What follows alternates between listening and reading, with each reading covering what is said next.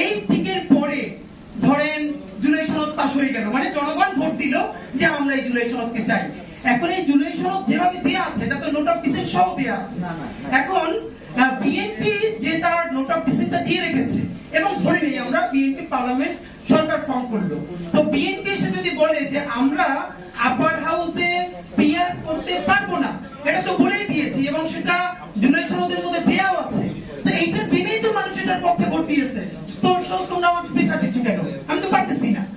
এখন যদি সেটা না হয় তাহলে আপনার যতগুলো ব্যাপার আছে প্রত্যেকটার ব্যাপারে আপনি একটা একটা করে টিক দিবেন কিনা। যেমন জনগণ উচ্চপক্ষে পিআর চায় কি চায় না, ঠিক দেন, তাহলে এরকম করতে হলে তো আপনার 50টার বেশি ঠিক লাগবে।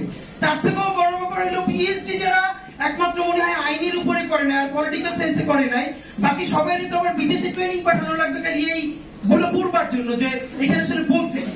এখন রিক্সারাও তো ভোটার। এখন ব্যাপার হলো আপনি যদি শুধু একটা টিক দেন যে জুলাই সনদ মানি, তাহলে জুলাই সনদ মানা না মানা দুই ধরনের ইস্যুই এটার মধ্যে আছে। এক, আর যদি প্রত্যেকটা বিষয়ের উপর টিক দিতে চান সেটা কোনো প্র্যাকটিক্যাল ব্যাপার না।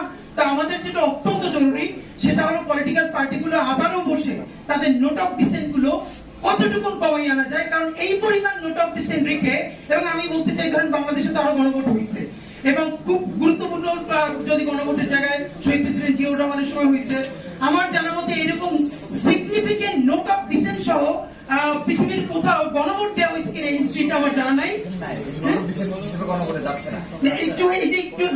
যাবে না তুলে দিচ্ছে, আচ্ছা শেষ হবে মাত্র আসলে তাহলে আমরা এটা ডিটেল শুনবো যদি এটা ফাইন।